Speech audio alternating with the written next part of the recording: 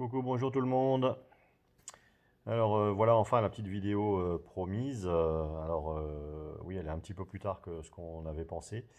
En fait, il s'est passé tellement de choses en tellement peu de temps qu'on n'a pas pu faire la vidéo et chaque jour il se passait autre chose qu'il faut qu'on vous raconte. Donc voilà, donc là maintenant les choses se sont stabilisées, donc on va pouvoir vous raconter rapidement. Donc la prise de sang de la semaine dernière a révélé, mais c'était plus ou moins attendu, que ce soit par nous ou par les oncologues, que le PSA a continué à monter. Alors de manière linéaire, pas de manière exponentielle. Donc ça veut dire que la chimio fait quelque chose, mais ne fonctionne pas bien. Donc bon, ils appellent ça une chimiorésistance, hein. Et les oncologues n'ont d'ailleurs pas attendu le résultat du PSA pour commencer à réfléchir à des solutions post-chimio. Donc voilà, ça s'est emballé, c'est allé très vite.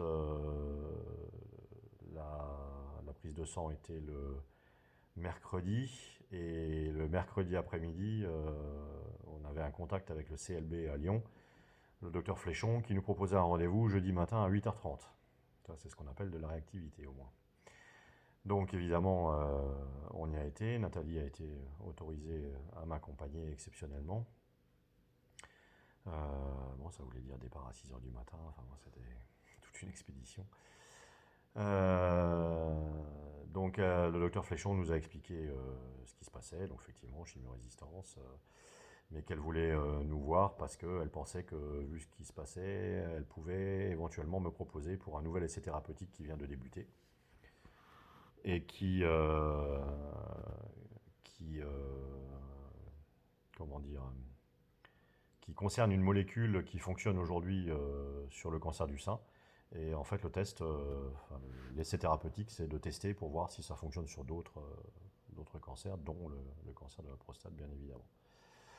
Donc c'est un essai de phase 2, donc il n'y a pas de double aveugle, tout le monde aurait la molécule, encore faut-il que je sois éligible. Alors aujourd'hui, sur la chimio-résistance, l'hormonorésistance, tout ça, ça colle. Par contre, mes ganglions sont trop petits pour l'instant pour que je puisse bénéficier de cet essai. Un tout petit peu trop petit. Un tout petit peu, il manque quelques millimètres, je suis pas assez malade, quoi. Bon, enfin bref. Toujours est-il qu'elle nous dit, mais c'est pas grave, on va quand même lancer les examens qu'il faut, parce qu'il faut refaire une scintigraphie osseuse, il faut refaire un scanner, et que probablement que mes ganglions auront réaugmenté d'ici là, et que donc je serai probablement éligible.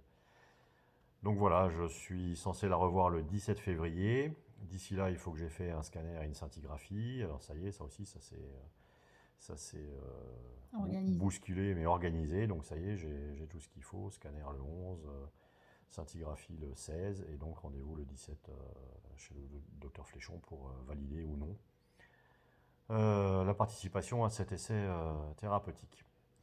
Si je suis éligible, 3 jours après, normalement j'ai une biopsie parce qu'ils veulent que des choses récentes.